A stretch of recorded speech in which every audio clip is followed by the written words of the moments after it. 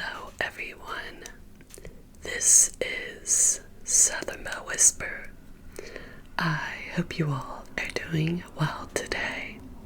This video is going to be an up-close, purely whispered video. Now you all know I usually go towards soft-spoken, especially when I get passionate. I don't mean to, but I go towards soft-spoken. But I will try to stay at a purely whispered volume for you all. And by the way, yes, I know I have a bonnet on my hair. That is because I am curling my hair for tomorrow, and we will get into that. But I let you guys know in my video from last night that I would make an Easter weekend ramble video for you all. And you guys know I always stick by my word. If I make a promise, I will not break that promise, especially where it pertains to my channel. And I also have a bubble tea, strawberry lemonade, green tea, bubble tea, bubble tea. Okay, so let's start. Now, my church is a church that doesn't have a big choir all year round. They have about 4 or 5 people that sing every Sunday and Wednesday, and the people might interchange, like it might be different people every Sunday or Wednesday, but they don't have like a big choir. But they put out a sign-up sheet about a month ago for the Easter choir, and I was one of the first ones to sign up. Because when I was in my young 20s, I loved to sing. Loved it. Now, I'm not saying I'm the best singer in the world. That reward goes to my mother. She's the singer. But I've just always enjoyed being a part of a group of people that sing praises and glorify the Lord in that way. So I've always been a part of a church choir and like singing Christmas tree. If you guys have ever heard that, I was a part of the singing Christmas tree every Christmas. But when I got together with my ex, that was one of the first things he took me from, was church and my people and singing. So this year, I just knew. I went straight to the sign-up sheet. I was like, yes, I am going to be a part of this year. I was nervous, of course. I am very shy still. And the thought of getting up in front of people and singing, it gives me knots in my stomach. So on Friday, as you know, as a Christian, Friday was Good Friday, which was when Jesus was crucified. And my church held did I tell you guys why? I forgot if I told you guys why I'm wearing a bonnet on my head. And you guys have gone 3 minutes wondering why I have a bonnet on my head. That is because I'm curling my hair for tomorrow. Did I tell you guys that? My memory is shot, you guys, I swear. That is because I'm curling my hair for tomorrow, and we'll get to that. Did I tell you guys that? I forget too easily. But Friday was Good Friday, which was the day that Jesus was crucified. And my church held a Good Friday play. And I didn't even know it was going to be a play. Like, I didn't read the whole post that they posted on Facebook. All I knew was that they were holding a Good Friday service at 7. I thought it was going to be just a regular service. I didn't realize it was going to be a play. And I actually bumped into somebody at work, one of the girls that I go to church with, and she told me, she said, I was so nervous last night that I couldn't sleep because I'm part of the play. I was like, oh, I wonder what kind of play she's a part of. And I even told my pastor's wife, who already knew that she was going to be a part of the Good Friday play that they were hosting, that I didn't know about.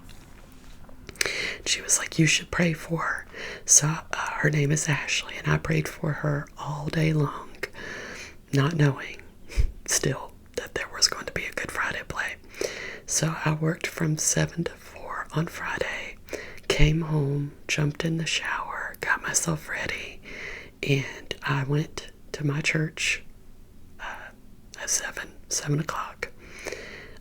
Jay couldn't come, unfortunately, so I had to sit by myself in the back row because he wasn't there to sit with me, and I was very sad.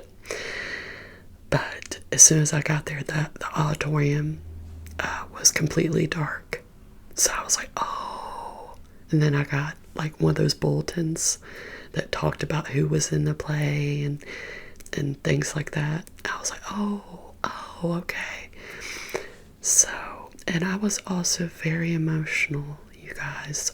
My Bubba's birthday was the 19th, so I was very emotional. And I was sitting in that back row, and I'm not going to lie, and I'm not trying to make Jay feel guilty, but I just felt so alone. So I prayed in my head. I was like, Bubba, come and sit with me for a while. I said, I feel like you would love something like this, so come and sit with me for a while. And let me try to remember the characters. And you guys, my pastor's wife wrote the whole thing. Like, it's amazing. She is so amazing. There was the Samaritan woman, the woman from the well that was divorced 5 times.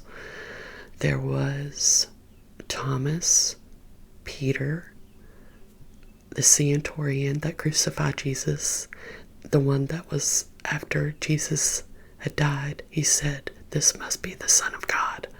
That centurion, Roman guard. Martha, Mary. The Mary part really got to me, especially when she was like, what had they done to you, my son? Like, I was boo-hooing like a baby, you guys. It was amazing. It was absolutely amazing. I got such a blessing. And I know as a Christian, I was supposed to be thinking about Jesus that whole time.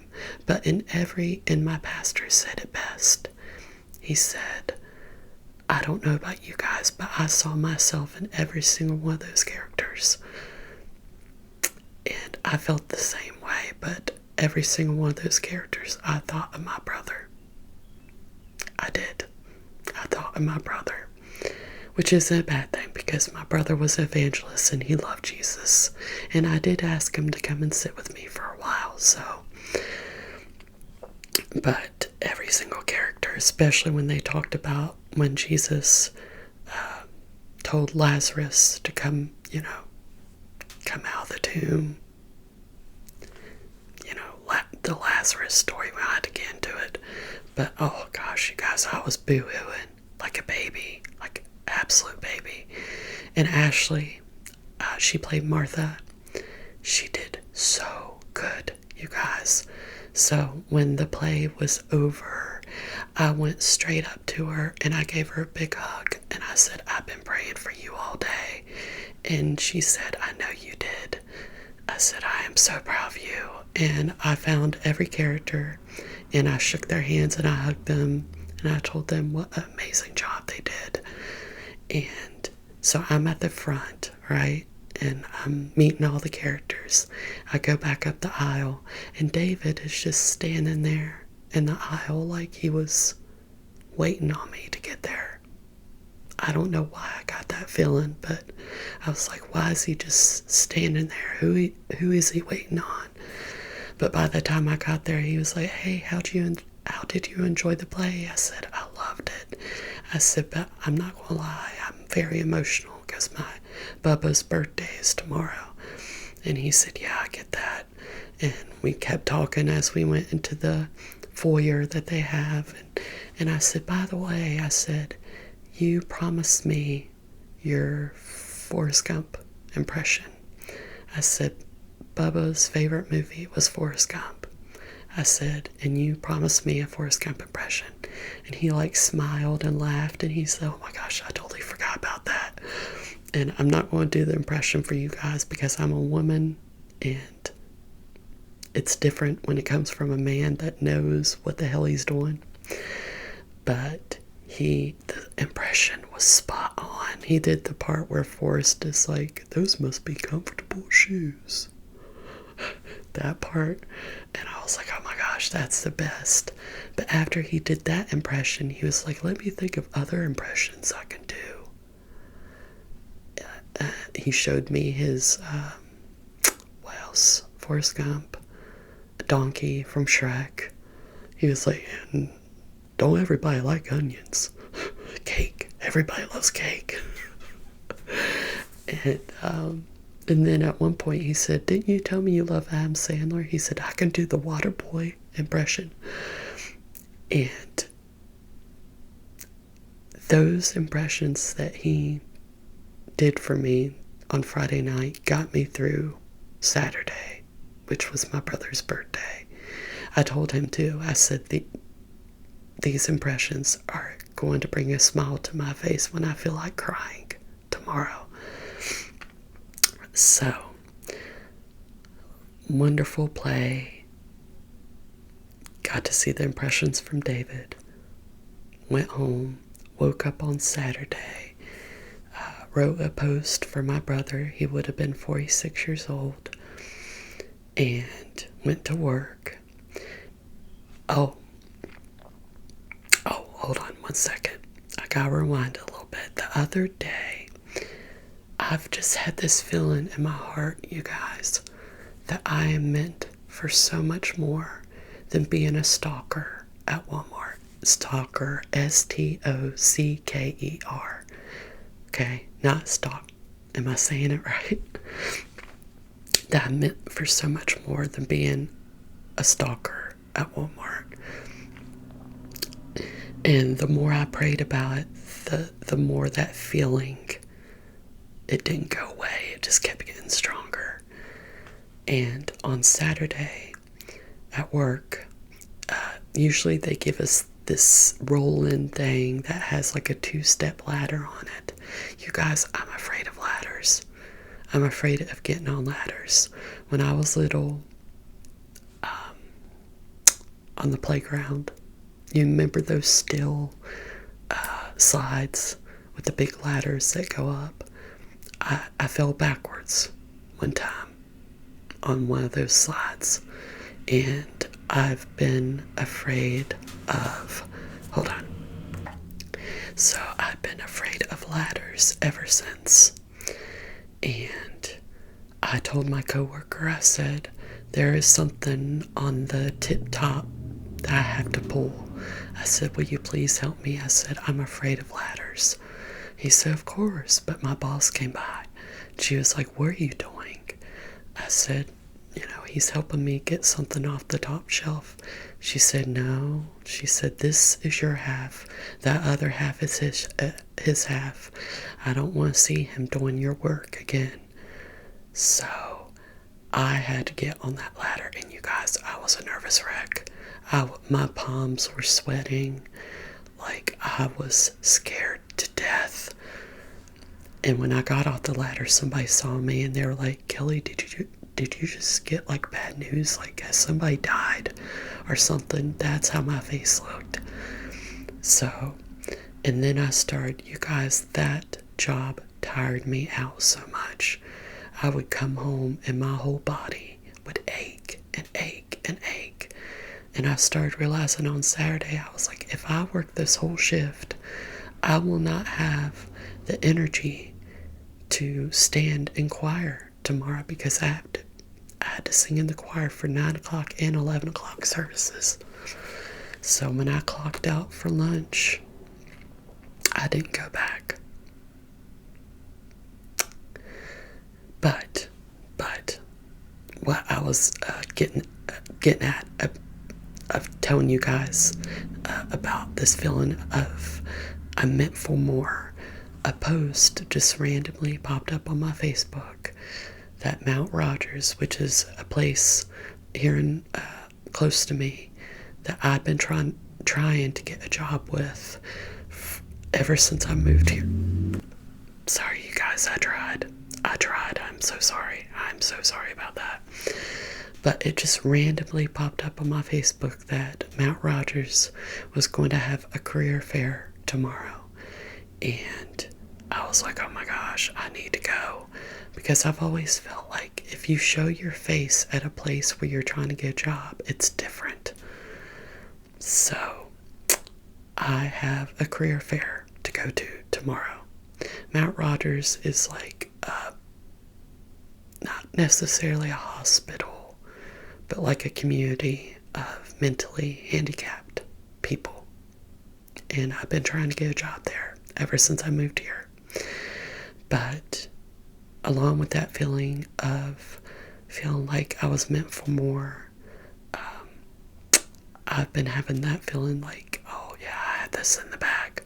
Because those people, those mentally handicapped people, would come into Goodwill all the time. And I remember when I became a supervisor, one of my coworkers came back and was like, one of those kids from Mount Rogers wants to see you. And so I went out there and he was like, I just wanted to make sure you're okay. And like, I get that feeling in my heart that this is what I'm meant for. So I have a career fair to go to tomorrow. Another thing is I want to get my foot in the door because I want to become a substance abuse counselor. I think I've told you guys that. So that will put me in there for when I want to go back to school to become a substance abuse counselor, and they'll help me do that. So you guys be praying about that, because at this present time I am jobless. And trust me, I did feel guilty when I got home because I know I left all those people high and dry, and I felt bad about that.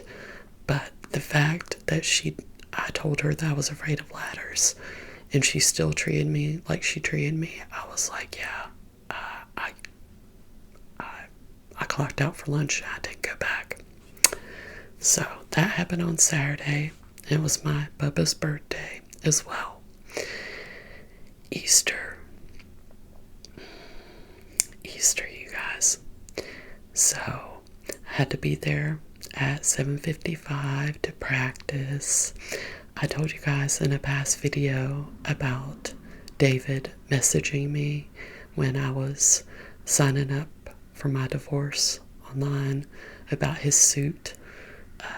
He was asking me if the suit that he had bought was the right color, pastel color.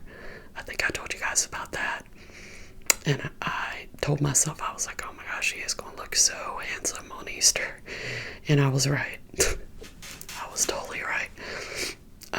But before we went up, when service started, and before we were supposed to go up, see, I sat in the front with the pastor's wife. This is the first time I've ever sat in the front, because my mother was strong enough to come with me.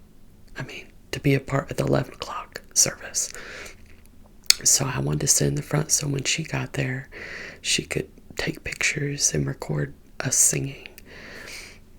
It wasn't supposed to be a permanent thing because I sit with Jeremy in the back. Or, gosh dang it, I said his real name again. He's going to kill me. He's going to kill me. I usually sit with him in the back.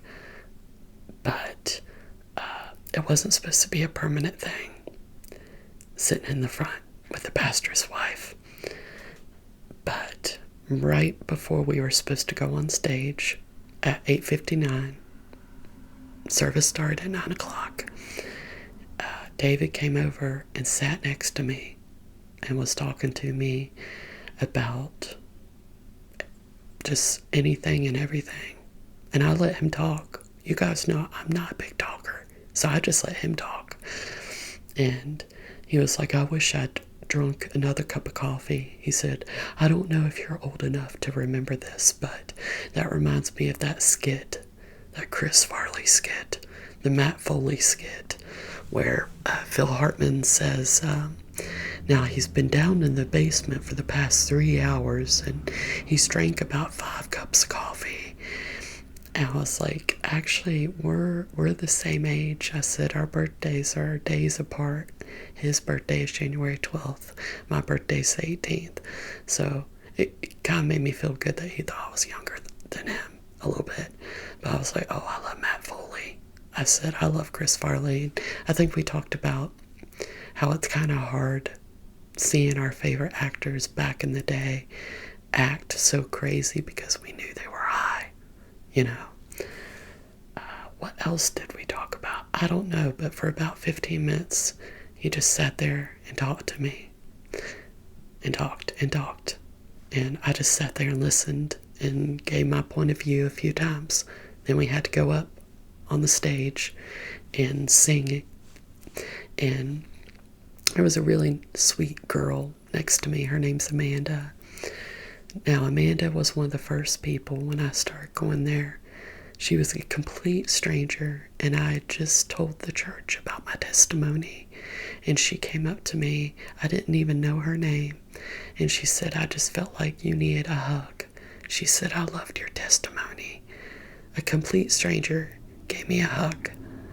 But she was so nervous. And she asked me, she said, does my voice sound okay? She said, I'm so nervous. I said, I got you. I said, if you got me, I got you. And it was just so blessed and anointed. I cannot describe to you guys. My mother did take a video of all of us singing. If you guys would like to see it, I will gladly post it for you guys. Just know it is not relaxing. It's just us singing our Easter songs. But 9 a.m. service was wonderful. The sermon was wonderful. And right before the pastor preached, he looked over at me and realized that I was sitting in the front row. And he goes, the front row, huh? He said, well, now that you're here, you can never go back. You know that, right? I love my church so much, you guys. I love everybody. I love everybody there. How welcoming they are. Like, I feel bad. I hope Jay doesn't feel left out. I told him, I said, you can gladly sit with me in the front row, but sitting there and listening to the sermon, and the whole 2 rows of the front row were yelling praises and raising their hands, and I was like, finally, I found the place where I'm supposed to sit. This is where I belong. Because it's not just me raising my hand and praising God. It's the whole 2 rows. So I was like, this right here, this is where I belong. So I left about 9:45 to, I haven't been drinking my bubble tea, you guys. So I left about 9:45 to pick up Mama, and I brought her and sat her down, and we sat down, or, I was getting myself ready again because I knew that Jay was at this service, and it made me even more nervous. But I saw him, and I ran over and I gave him a hug. I was worried about him. I hadn't heard from him in a day or 2, and I was worried about him. It's like my best friend, so I was like, I'm just glad you're okay. I said, I was worried about you, but he was like, I'm so sorry, I've been so busy with work, and I get that. But so we go up again, we sing. It's even better the second time around, and the sermon, wonderful, wonderful, wonderful. I'm so glad that Mama got to be there. And we would stand up and clap, and every time I stood up, it felt like that first Easter when I would look over and notice David praising God and standing up and clapping. It felt like deja vu. And every time I would look over, he would like whip his head like this, like I got that feeling like he was looking over at me as well.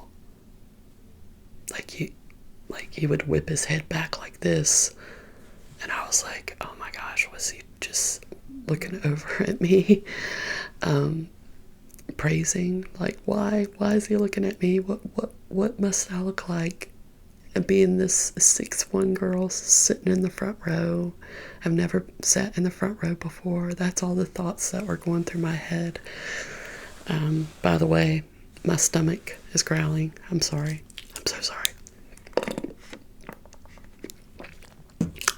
And about the impressions too, Jay told me, he was like, when we had a comedian at the church a couple months ago, and he said, did you realize that every time we laughed, David looked back at us every time we laughed? He said, do you realize he would look back at us? I said, no, I didn't. I said, I was too busy laughing my butt off. And he said, well, he did. I was like, well, I do have a very loud, obnoxious laugh, because there's something wrong with me that I would think that the only reason he would look at me laughing is to judge me. I don't know why I get that feeling. Like, why? But anyways, so Easter was wonderful, but I was getting Mom up at the end of the service, and we're sitting in the front. David is sitting about almost at the back with his dad, and I see him walking over towards us, and I was like, Ma, he's coming over here. I said, be cool. I was like, he's coming over here. And I did like this to him, like, come over here. Like, I want you to meet my mother. I said, this is my mother, Marie. I said, Mom, this is David. The first words out of her mouth were, I've heard so many good things about you, David. And I was just like this. I remember getting home and asking her, I said, like, did he smile or anything when you said that? She said, oh yeah, he smiled real big when I told him that, because I didn't see it. Because I was like, dang, Ma, really? She said, what? I mean, it's true. But he showed her his Matt Foley impression as well. And it was just, he said he was so ready to get his tie off. He said, I've gotten a little bit tired of this tie. He said, I'm ready to take this tie off. I could tell, even during both services,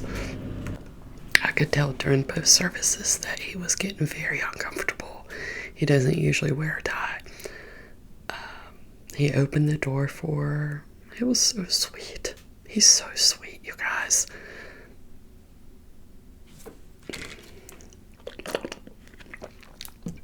Every day I check the online services that I filed my divorce in, and I'm like, hurry the hell up, man. I'm ready for this to be over. Because, I mean, what do you guys think? Do you think he may feel the same way about me as I feel about him? I don't know. I just respect him way too much to even ask him to hang out or anything like that. I just respect him way too much, especially when the pastor mentions the David in the Bible all the time and the fact that he committed adultery. And I'm like, I just feel like I just need to wait until I'm divorced to even ask him to go fishing or hang out or whatever. I just think it's for the best for right now, because I do not want to lead anybody into any type of temptation at all. And I think this waiting period is for the best, because we're becoming friends. He's becoming more comfortable in talking to me and being himself around me. And so I think this waiting period is for the best. I do. So that was my Easter. It was a wonderful, wonderful Easter. one that I will never forget. And I told Amanda too, I said, I commented where she had posted a picture of all of us in the choir. And she said, about being used to being nervous and things like that. And I said, I will always remember the stranger that came up to me and said, "You look like you need a hug." She said, "I cannot believe you remember that." I said, "Of course, it was core memory." And she said, "That means the absolute world to me." But anyways, you guys, that was my Easter. But you guys, please be praying for me about tomorrow. I'm nervous. I'm not gonna lie, I'm nervous. But I love you guys, and I'll be talking to you soon.